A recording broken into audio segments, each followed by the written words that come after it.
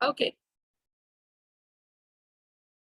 So foreign trade हम लोगों को स्टार्ट करना था, है ना। इंडस्ट्रियल सेक्टर रिलेटेड डेवलपमेंट क्या हुआ, कैसे हुआ, वो सारी चीजें हम लोगों ने समझी थी। अब वो आगे कुछ भी किसी भी टॉपिक रिलेटेड कोई डाउट, आशीष, सुमित?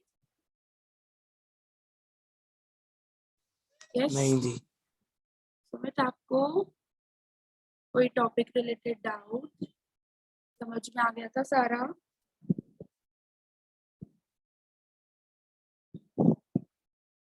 हाँ सुमित, आवाज आ रही हेलो है हेलो सुमित? हाँ सुमित, हेलो। हेलो। हाँ दीदी। मैं पूछ रही हूँ कोई या भी topic related doubt. No no दीदी। इंडस्ट्रियल डेवलपमेंट जो हम लोगों ने पढ़ा था, इंडस्ट्रियलाइजेशन और वो सब चीजें। नो नो दीदी, क्लियर। ओके, चल। तो अभी है ना हम लोग फॉरेन ट्रेड पढ़ेंगे, ठीक है। फॉरेन ट्रेड, अगर हम लोग कॉलोनियल रूल वाला फॉरेन ट्रेड, उस टाइम पे जो फॉरेन ट्रेड की कंडीशन थी, तो इंडिया क्या था? इंडिया सिर्फ और सिर्फ क्या बनकर रह गया था? Importer of the finish goods, right. और एक्सपोर्ट करता था क्या? रॉ मटेरियल, ब्रिटेन, ठीक है। तो ये चीज हम लोगों को जनरली पता है। और हमारा ही वेल्थ इस्तेमाल किया जाता था, ठीक है। ब्रिटिशर्स हमारे इंडिया का वेल्थ को यूटिलाइज करते थे। ये बेसिक बेसिक चीजें हैं। अब हम लोग पढ़ेंगे फॉरेन ट्रेड का सिचुएशन। भाई फॉरेन ट्रेड 1950s टू 1990 कैसा था, ठीक है। अभी आपको पता है इंडिया के इतना ज्यादा इंपोर्ट हो गया था, और फूड ग्रेन्स वगैरह का भी अमेरिका से इंडिया ने इंपोर्ट किया था। तो 1950 से ही, क्योंकि इंपोर्ट्स कंट्रोल करना चाहता था इंडिया। क्यों कंट्रोल करना चाहता था? क्योंकि यार अभी अभी ब्रिटिशर्स हमारे देश से गए। तो आप मुझे बताओ कि ऐसा कौन सा कंट्री होगा जो फेवर में होगा कि हाँ भाई हम लोग इंपोर्ट्स करते जाए। अगर हम लोग बहुत ज्यादा इंपोर्ट्स करेंगे तो फिर से कोई ना कोई फॉरेन कंट्री हमारे इंडिया में आके राज करना शुरू कर देगा, यही होगा ना। तो स्टार्टिंग से ही क्या किया गया था? इस पे तो रेस्ट्रिक्शन रखा ही था इंपोर्ट्स के ऊपर। एक्सपोर्ट्स को बढ़ाना है लेकिन इंपोर्ट्स को कंट्रोल करना है, समझे। स्टार्टिंग से ही इस चीज को ध्यान में रखते हुए चलो क्या लिखा है? Foreign trade in India includes all imports and exports to and from India. India India entered into plan development era in 1950s, मतलब फर्स्ट 5 ईयर प्लान 1951 से स्टार्ट हुआ। और सेकेंड 5 ईयर प्लान, जैसे मैंने आपको बताया था ना, इंडस्ट्रीज को जो इम्पोर्टेंस दिया था वो 1956 सेकेंड 5 ईयर प्लान में दिया था। Same as it is industries को इम्पोर्टेंस देने के साथ साथ में सेकेंड 5 ईयर प्लान के अंदर ये जो आप वर्ड पढ़ रहे हो, इम्पोर्ट सब्सटीट्यूशन, इस वर्ड को भी इम्पोर्ट सब्सटीट्यूशन पॉलिसी करके थी, उसको भी निकाला था। अब ये पॉलिसी क्या थी पहले वो समझते हैं। इंपोर्ट को सब्सटीट्यूट करना है किसके साथ? इंडियन फिनिश गुड्स के साथ, समझे। जैसे फॉर एग्जांपल मैं आपको बताऊं, पतंजलि, मतलब इंडिया क्या बोलता था कि इंपोर्ट फिनिश गुड्स को इंपोर्ट नहीं करना है। फिनिश गुड्स का उल्टा प्रोडक्शन क्या होना चाहिए? हमारे इंडिया में होना चाहिए।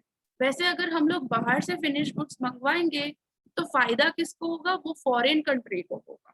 लेकिन फायदा किसको होना चाहिए? हमारे इंडिया को होना चाहिए। अभी आया ना लोकल कमोडिटीज को, वो कमोडिटी लोकल कमोडिटीज को खरीदो, मेक इन इंडिया, ऐसे सब प्रोजेक्ट्स लेकर आए ना। जैसे पतंजलि, पतंजलि क्या है? मैन्युफैक्चरिंग, फिनिश गुड्स का मैन्युफैक्चरिंग प्रोडक्शन क्या होना चाहिए? हमारे इंडिया में होना चाहिए। हम लोगों को फिनिश गुड्स, फाइनल गुड्स बाहर से इंपोर्ट नहीं करनी है।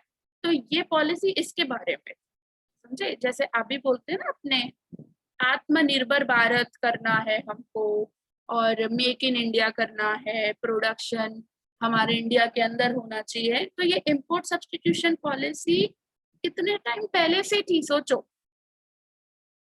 इतने 1956 से इस चीज को अप्लाई कर रहे हैं। लेकिन मैं आपको असलियत अगर इसकी बताऊं तो इंपोर्ट सब्सटीट्यूशन पॉलिसी सक्सेसफुल नहीं होती। आपको भी पता है कि इंडिया को इंपोर्ट्स कंट्रोल करना चाहिए था, लेकिन इंपोर्ट्स कंट्रोल नहीं हुआ, इंपोर्ट जारी रहा। और इस वजह से हर साल हमारा जो बैलेंस ऑफ पेमेंट जाता है, बैलेंस ऑफ पेमेंट क्या होता है, that is generally statement that showing the India's transaction with the rest of the world, कि भाई इंडिया कितना ट्रांजैक्शन कर रहा है दूसरे कंट्रीज के साथ। तो जो स्टेटमेंट बनाते हैं वो डेफिसिट ही होता है हमेशा, क्योंकि जैसे आपको पता है ना, जैसे पीएनएल की स्टेटमेंट बनती है ना, उसी तरीके से ये बैलेंस ऑफ पेमेंट की भी स्टेटमेंट बनती है। तो उसमें ना एक्सपोर्ट्स और इंपोर्ट्स रिलेटेड लिखा जाता है कि भाई कितना इंडिया ने एक्सपोर्ट्स इंपोर्ट्स किया। तो उस बैलेंस ऑफ पेमेंट में हर साल आज भी इंडिया का इंपोर्ट्स ज्यादा होता है और एक्सपोर्ट्स कम होता है, और हमेशा डेफिसिट बैलेंस ऑफ पेमेंट। मतलब हम लोगों को फॉरेन करेंसी नीड होती होती होती, और तभी मार्केट में डॉलर का रेट बढ़ता जा रहा है, बढ़ता जा रहा है, बढ़ता जा रहा है। समझे? मुझे बता सकते हो कि इंपोर्ट्स क्यों हम लोग ज्यादा करते हैं इंडिया में? व्हाई? वो भी फिनिश गुड्स का। Anyone? Because of lack of resources. हाँ, because of lack of resources. Okay, but एक सिंपल सी बात है, इंपोर्ट्स इंडिया को फिनिश गुड्स के नहीं, लेकिन एटलीस्ट रॉ मटेरियल्स, टेक्नोलॉजी, ये सब तो इंडिया को करना ही पड़ा, क्योंकि इंडस्ट्रियलाइजेशन कंट्री में लाना था 1950s के टाइम पे। तो इंडस्ट्रियलाइजेशन ऐसे तो नहीं हो जाएगा ना, बड़ी बड़ी प्लांट मशीनरीज लानी थी, तो वो तो हमारी इंडिया में कहाँ से आई? हमको तो जर्मनी, जापान, ऐसे सब कंट्रीज से ही मंगवानी पड़े। तो इंपोर्ट्स तो ज्यादा थे भाई। और आपको पता है, चाइना एक ऐसी, मतलब इंडिया की कॉपी ना करे कोई भी प्रोडक्ट की। आज मोस्ट ऑफ फाइनल गुड्स है, आज इलेक्ट्रॉनिक आप ले लो, मोबाइल फोन्स, हमारे सबके जेब पे जो मोबाइल फोन्स है पूरे के पूरे अब्रॉड के ही है। मतलब कितने कितने रुपीस का इंपोर्ट होता है एवरी ईयर? पूरा मार्केट जितना भी आजकल अभी क्लोथिंग में चाइना आ गया हुआ है भाई, चीप प्रोडक्ट्स एंड ऑल, खिलौने आप लोग देख लो, मतलब हर एक चीज में चाइना ने इंडिया को भाई कंपटीशन में तोड़ा ही है। तो ये इसी चीज को बंद करने के लिए इंपोर्ट सब्स्टिट्यूशन पॉलिसी स्टार्टिंग में भी बनाई थी, और इंडिया ने आत्मनिर्भर भारत भाई इस वजह से अभी भी कहा last year. So import substitution was a major element of India's trade and industrial policy. In 1950, India's share in the total world trade was 1.78%. Total world trade में इंडिया का हिस्सा कितना? 1.78 सिर्फ। बताओ, इतना कम। चलो फिर क्या बोला है, import trade policy import substitution. देखो, in order to be a self reliant, मतलब आत्मनिर्भर बनने के लिए India has followed the strategy of replacing many imports by domestic production. आ गया डिफाइन? समझ आ रही है डिफाइन क्या लिखी हुई है? कि इंपोर्ट्स, बाहर से जो हम इंपोर्ट्स करते हैं उसके बदले में, उसके रिप्लेस में हमको क्या करना चाहिए? हमारे देश के अंदर प्रोडक्शन करना चाहिए, जैसा पतंजलि करता। समझे? पतंजलि बहुत अच्छे से इंपोर्ट सब्स्टिट्यूशन पॉलिसी अपनाई है उन्होंने, कि फिनिश गुड्स का प्रोडक्शन, और कितने कमोडिटीज, कितने प्रोडक्ट्स पतंजलि ने भाई प्रोड्यूस किए, निकाले वगैरह। तो ऐसे सब इंडियन गुड्स को, जो मेड इन इंडिया है, ऐसे गुड्स को हम लोगों को क्या करना चाहिए? खरीदना चाहिए, प्रायोरिटी देनी चाहिए। लेकिन हम लोग कहाँ देते हैं? हम लोगों को तो डव चाहिए, हम लोगों को तो भाई बाहर के कंट्री के शैम्पूस चाहिए, बाहर के कंट्री के सोप्स चाहिए, फिर बाहर के कंट्री के, जैसे हम लोग इवन मैकडोनल्ड्स, बर्गर किंग, ऐसे इन सबको प्रायोरिटी देते हैं। तो इससे इंडिया को क्या मिल रहा है? इंडिया का तो नेशनल इनकम नहीं बढ़ रहा है। इंडिया का नेशनल इनकम बढ़ना चाहिए ना। तो ये तो हम बाहर के गुड्स को ही इम्पोर्टेंस देते हैं, हमारे इंडियन गुड्स को इम्पोर्टेंस नहीं दिया जा रहा है, राइट? तो ये तो कब से देखो कब से चलता आ रहा है, आज भी हम देते हैं इम्पोर्टेंस। बताओ ये इम्पोर्ट सब्स्टिट्यूशन पॉलिसी तभी तो मैं बोल रही हूँ फेल हो गई है। फिर क्या लिखा हुआ है, in the first 7 plans trade was characterised by an inward looking trade strategy. Inward looking मतलब हमको इन हाउस इन मतलब डोमेस्टिक विद इन बाउंड्रीज हमको प्रोडक्शन करना चाहिए। Technically this strategy is called import substitution. Import substitution की आपको meaning दी हुई है यहाँ पे। Import substitution refers to a policy of replacement और substitution of imports by domestic production. ये ऊपर भी वही डिफाइन लिखी हुई थी, अगर आपको ऊपर वाली फॉलो करनी है तो भी आप लिख सकते हो। जैसे एग्जांपल दिया यहाँ पे, instead of importing vehicles made in foreign country domestic industries would encourage to produce them in India itself. Tata Motors के है ना हमारे पास गाड़ियां, बट जितनी भी लग्जरियस गाड़ियां हैं मोस्टली वो आउट ऑफ की है। तो इससे अच्छा हम लोगों को अपनी कंट्री की व्हीकल्स मतलब डोमेस्टिकली प्रोड्यूस करनी चाहिए, हमारे डोमेस्टिकल इंडस्ट्रीज वगैरह। So the basic aim of this policy was to protect domestic industry from the foreign competition. क्योंकि फिर से फॉरेन कंपनीज हमारे इंडिया में आती रहेगी तो ये डोमेस्टिक इंडस्ट्रीज ग्रो कैसे हो। सही बात है ना यार। तो इनको ग्रो करने के लिए क्या किया गवर्नमेंट ने, प्रोटेक्शन लगाया। प्रोटेक्शन लगाने के लिए कौन सी पॉलिसी अपनाई, इंपोर्ट सब्स्टिट्यूशन की। और अभी इंपोर्ट सब्स्टिट्यूशन पॉलिसी से देखो फायदे क्या होंगे। एक तो देश हमारा आत्मनिर्भर होगा, सेल्फ रिलायंस अचीव होगा। दूसरी तरफ से हमारा फॉरेन एक्सचेंज बचेगा, सेविंग्स होगा उसका। हम लोग इंपोर्ट्स के टाइम पे इतना खर्चा करते हैं, जो परचेजिंग करते हैं इतना हम लोगों को इंडियन रुपीस देना पड़ता है, उस चीज की बचत होगी ना अगर इंपोर्ट सब्स्टिट्यूशन पॉलिसी अपनाई गई, समझे। तो इस वजह से ये पॉलिसी को निकाला।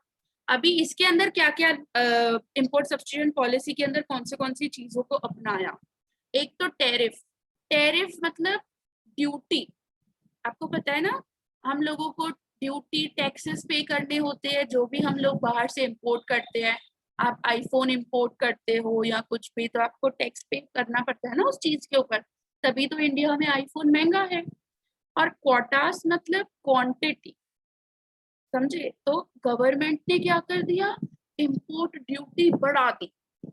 एक्सपेंसिव मतलब बहुत ज्यादा टैक्सेस लगा दिए, उसके ऊपर ड्यूटी बढ़ा दी। वजह क्या उसकी, क्यों ड्यूटी बढ़ाई, ताकि इंपोर्ट ड्यूटी बढ़ाई जाएगी तो लोग बाहर के गुड्स कम खरीदेंगे और जो भी प्रोड्यूसर्स होंगे तो वो लोग फिनिश गुड्स अगर उनको मंगवाने होंगे तो वो कम मंगवाएंगे, क्योंकि सामने उनको इतनी ड्यूटी पे करनी होगी सरकार, समझे। तो एक ये तरीका हुआ।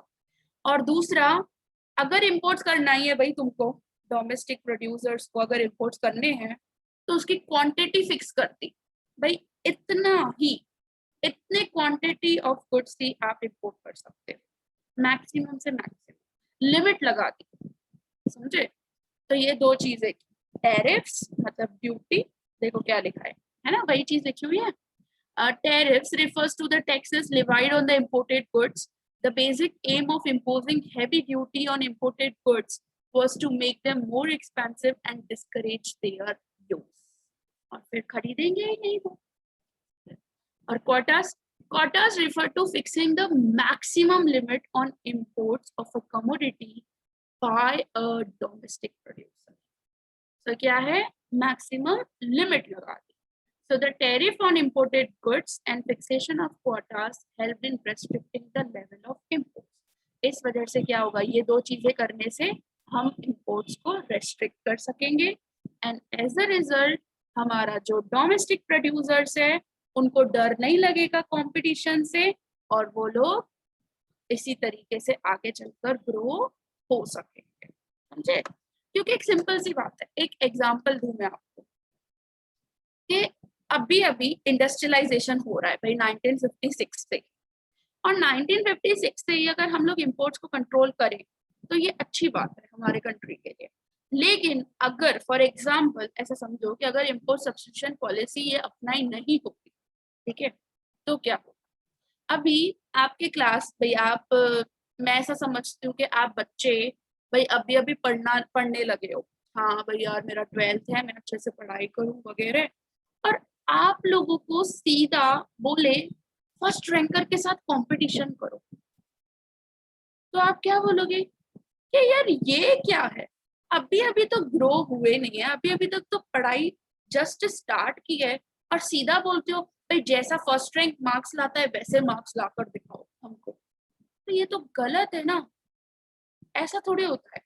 तो सेम एज इट इज, अभी अभी हमारे इंडिया में इंडस्ट्रीज ओपन होगी, उनको ग्रो तो होने दो, और सामने अगर फॉरेन कंपनीज आ जाएगी, फॉरेन गुड्स आ जाएंगे, फॉरेन मार्केट पूरा रहेगा, तो इंडियन कंपनीज कैसे ग्रो अप होगी, क्योंकि फॉरेन कंपनीज तो ऑलरेडी मार्केट में ग्रो अप है, उनकी ग्रोथ तो ऑलरेडी डेवलप है ना, वो तो ऑलरेडी मतलब किसी बहुत हायर लेवल पे चल रही है सारी फॉरेन कंपनीज, और सीधा तुम इंडियन कंपनीज को बोलो कि इनके साथ कंपटीशन करना है, तो ये तो गलत बात है ना, बताओ हाँ या ना।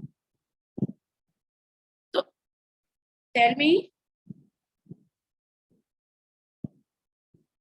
हाँ आशीष सुमित, गलत बात हुई नहीं है, तो सीधा इंडियन इंडस्ट्रीज अभी अभी डेवलप हुई बेचारी, और बोलते फॉरेन मार्केट में कंपटीशन में आओ।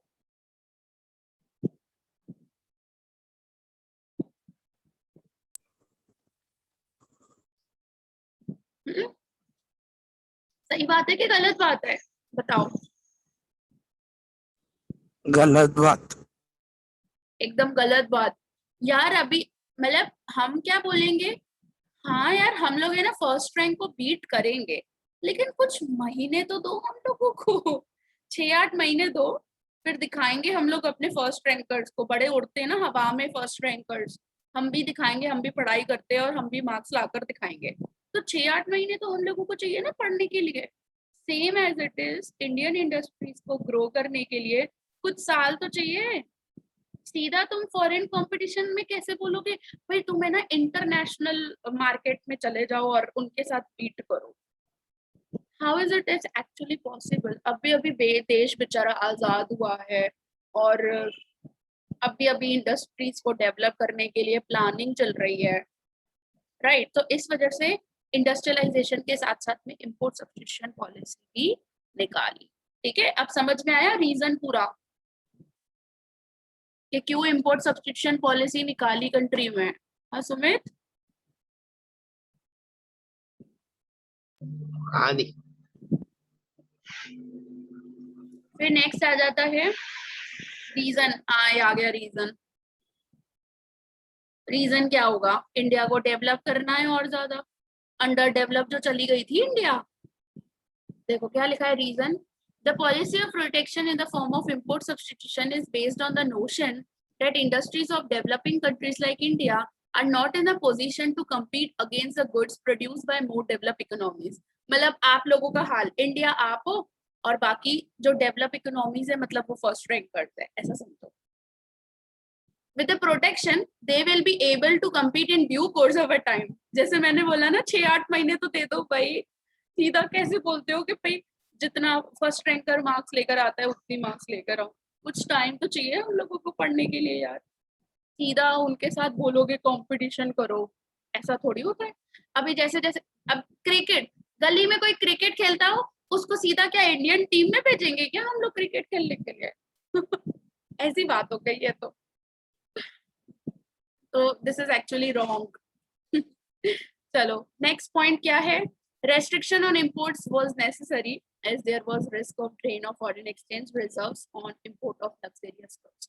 अभी सीधी सी बात है, फॉरेन कंपनीज अगर हमारे इंडिया में आए तो लग्जरियस गुड्स, अरे इधर पहले गरीबी देश की कम नहीं हो रही, इधर जो भी नीडफुल गुड्स हम लोगों को चाहिए इंडिया में, इंडस्ट्रीज अभी अभी ओपन हो रही, और सीधा तुम लग्जरियस गुड्स को भी मार्केट में लेकर आओगे, और उस भाई हम वो इंपोर्ट भी करें, और इसकी वजह से हमारे जेब के फॉरेन एक्सचेंज, इंडिया के फॉरेन एक्सचेंज भी खत्म हो जाए। तो इस वजह से, ये इस रीजंस की वजह से इंपोर्ट सब्स्टिट्यूशन पॉलिसी निकाली। पहले तो इंडिया कंपटीशन में भाई पॉसिबल नहीं है सीधा फॉरेन कंपटीशन, और दूसरा भाई हमारे फॉरेन एक्सचेंज चले जाएंगे इंडिया से, हम लोग इंपोर्ट करेंगे तो पहले ही धंधा है नहीं कोई चीज का, इंडस्ट्रीज अभी अभी ओपन हो रही है, और सीधा तुम बोलो इम्पोर्ट्स करने लग्जरियस गुड्स के, तो ये गलत बात हो गई ना, ठीक है। So that's it about the foreign trade. समझ में आया पूरा इम्पोर्ट सब्स्टिट्यूशन? अपना एग्जाम्पल याद रखना हाँ दीदी। इम्पोर्ट सब्स्टिट्यूशन में, बड़ा इजी है, मजा आती है इम्पोर्ट सब्स्टिट्यूशन। ठीक है, अभी है ना क्रिटिकल अप्रेजल है, तो वो मैं ना कल ही करवाऊंगी, फिर फालतू सुनील का भी मिस हो जाए, मतलब नहीं।